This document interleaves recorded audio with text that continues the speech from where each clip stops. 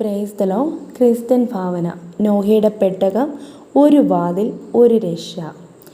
പ്രിയമുള്ളവരെ, ഞാൻ നോഹയുടെ പെട്ടകം, മഹാദുരന്തത്തിൻ്റെ ഒരിക്കലും മറക്കാൻ കഴിയാത്ത സാക്ഷി. ചരിത്രം ഇന്നും ആവർത്തിക്കപ്പെടുന്നു. എനിക്ക് മൗനമായിരിക്കുവാൻ കഴിയുന്നില്ല. കാലം ഇത്ര മാറിയിട്ടും ചരിത്രവും കഥകളും മുറിവുകളും പാപവുമെല്ലാം നോഹയുടെ കാലം പോലെ ആയിത്തീരുന്നു. കാലചക്രം തിരികെ കറങ്ങുന്നു. മനുഷ്യഹൃദയങ്ങൾ പാപത്തിന് അടിമപ്പെട്ടിരിക്കുന്നു. നീതിയും ഭയവും ഇല്ലാതെയായി. ഇന്നത്തെ ലോകം കാണുമ്പോൾ, സംഭവങ്ങൾ കേൾക്കുമ്പോൾ നോഹയുടെ കാലം എന്നെ വീണ്ടും ഓർമ്മിപ്പിക്കുന്നു. ജനം ദൈവത്തെ മറക്കുന്നു, അനീതിയും അധർമ്മവും പിന്തുടരുന്നു. പാപത്തിൻ്റെ അവിശ്വാസത്തിൻ്റെ ലോകത്ത് വ്യത്യസ്തനായിരുന്ന ഒരു മനുഷ്യനെ ദൈവം തിരഞ്ഞെടുത്തു, നോഹ. ദൈവം അവനെ നീതിമാൻ എന്ന് തിരഞ്ഞെടുത്തു. ലോകത്തിലുണ്ടാകുവാനുള്ള മഹാദുരന്തത്തെക്കുറിച്ച് അവന് മുന്നറിയിപ്പ് നൽകി. നോഹ ദൈവത്തിൻ്റെ വാക്കനുസരിച്ച് എൻ്റെ നിർമ്മാണം ആരംഭിച്ചു. ലോകം മുഴുവൻ നോഹയെ പരിഹസിക്കുമ്പോഴും, എൻ്റെ നിർമ്മാണം അനാവശ്യമെന്ന് അവകാശപ്പെട്ടപ്പോഴും, മഴ വരില്ലെന്ന് ഉറപ്പ് നൽകിയപ്പോഴും നോഹ ദൈവത്തിൽ മാത്രം വിശ്വസിച്ചു. എൻ്റെ നിർമ്മാണം തുടർന്നു. എൻ്റെ നിർമ്മാണം ദീർഘകാലത്തെ സഹനത്തിൻ്റെയും പരിശ്രമത്തിൻ്റെയും നിറഞ്ഞതായിരുന്നു. വിശ്വാസം പരീക്ഷിക്കപ്പെടുമ്പോഴും ദൈവത്തിൽ പതറാതെ നിർമ്മാണവും പ്രസംഗവും തുടർന്നു. എന്നാൽ മഴ പെയ്യാൻ തുടങ്ങി. അപ്പോൾ ജനം നോഹയുടെ വാക്കുകൾ ഓർത്തു, ഭയത്താൽ നിറഞ്ഞു. എന്നിലേക്ക് ഓടിയെത്താനും വാതിൽ തുറക്കാനും ശ്രമിച്ചു. എന്നാൽ ആ വാതിൽ അടയ്ക്കപ്പെട്ടിരുന്നു.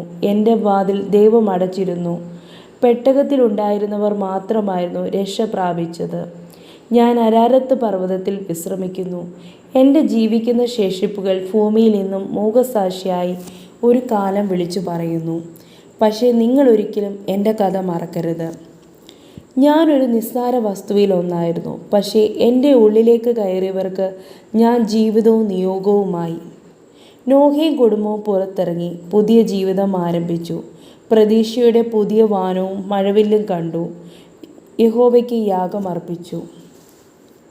ദുരുപദേശങ്ങളും ആശയക്കുഴപ്പത്തിൻ്റെ കാലഘട്ടത്തിൽ നിങ്ങൾക്ക് ലോകത്തിനു വേണ്ടി നിർമ്മിക്കുവാൻ ഒരു പെട്ടകമുണ്ട്. ദൈവവചനമാകുന്ന പുതിയ പെട്ടകം പണിയുക. ഇന്നും ലോകം യേശുവിൻ്റെ വരവിനെ അവഗണിക്കുന്നു. തിരിച്ചറിയുക, ഒരിക്കൽ വാതിൽ അടച്ചു കളഞ്ഞാൽ വീണ്ടും തുറക്കില്ല. ഇന്നും രക്ഷയുടെ വാതിൽ ഏവർക്കും മുമ്പിൽ തുറന്നിരിക്കുന്നു. പെട്ടകത്തിൽ കയറുവാൻ ഏവർക്കും ഒരുപോലെ വിളിയുണ്ട്. ദൈവം നോഹയെ വിളിച്ചതുപോലെ നിങ്ങളെയും ഒരു ജനതയുടെ രക്ഷയ്ക്കായി, പരിവർത്തനത്തിനായി വിളിക്കുന്നു. ലോകത്തിന് ആത്മീയ പെട്ടകം ആവശ്യമുണ്ട്. മാനസിക സംഘർഷങ്ങളുടെയും അശാന്തിയുടെയും നടുവിൽ ദൈവസഭകളും വ്യക്തികളും ക്രിസ്തുവിൽ പേടകമായി തീരുക. നിങ്ങൾ ഇന്ന് ലോകത്തെപ്പോലെ ചിന്തിക്കുന്നുവോ, അതോ നോഹയെപ്പോലെ രക്ഷയുടെ പേടകം നിത്യതയ്ക്കായി നിർമ്മിക്കുന്നുവോ?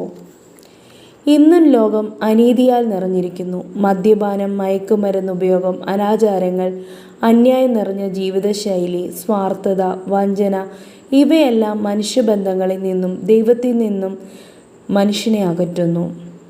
ക്രിസ്തുവിൻ നല്ല പെട്ടകമായി നിങ്ങൾ മാറുക. ലോകത്തിന് മുമ്പിൽ ക്രിസ്തുവിനെ ഉയർത്തുക. പാപത്തിൻ്റെ നിരാശയുടെ ലോകത്ത് രക്ഷയുടെ വഴികാട്ടിയാകുക. ക്രിസ്തുവിൻ്റെ വരവിനു വേണ്ടി ലോകത്തെ ഒരുക്കുന്ന ഒരു പെട്ടകമായി നിങ്ങൾ മാറുക. ദൈവവചനത്തിൽ നിർമ്മിക്കപ്പെടുന്ന ക്രിസ്തുവാകും പേടകത്തിന് കർത്താവിൻ്റെ വരവിനെക്കുറിച്ചുള്ള പ്രത്യാശ, കാൽവറിയിൽ നൽകപ്പെട്ട സ്നേഹം, ദൃഢനിശ്ചയമുള്ള വിശ്വാസം എന്നീ അളവുകളിൽ രൂപപ്പെടുത്തുക. കൂടാതെ എല്ലാവരെയും രൂപപ്പെടുത്തിയെടുക്കുക. മുന്നറിയിപ്പുകൾ, അടയാളങ്ങൾ സ്വീകരിക്കുക. പെട്ടകത്തിൽ നിർബന്ധമായും പ്രവേശിക്കുക. ഒപ്പം ലോകത്തെ മുഴുവനായും. കർത്താവിൻ്റെ വീണ്ടും വരവിൽ ഈ വാതിൽ അടയും. ഇതൊരു അടിയന്തര മുന്നറിയിപ്പാണ്. നിങ്ങളുടെ ആത്മാവിൻ്റെ നിത്യഭാവി തീരുമാനിക്കുക, സഹമനുഷ്യരുടേതും. ഇനിയും താമസിക്കരുത്. ദൈവത്തിൻ്റെ വാതിൽ അടയുന്നതിന് മുമ്പ് രക്ഷ നേടുക. നിങ്ങൾ ഓരോരുത്തരും ഈ കാലഘട്ടത്തിൻ്റെ നോഹയായി ലോകത്തിന് വഴികാട്ടിയാകുക. രക്ഷയുടെ പേടകം നിർമ്മിക്കുക. ദൗത്യത്തിൽ പങ്കുചേരുക. മുന്നറിയിപ്പുമായി സ്നേഹത്തോടെ, നോഹയുടെ പെട്ടകം നിങ്ങളുടേതും.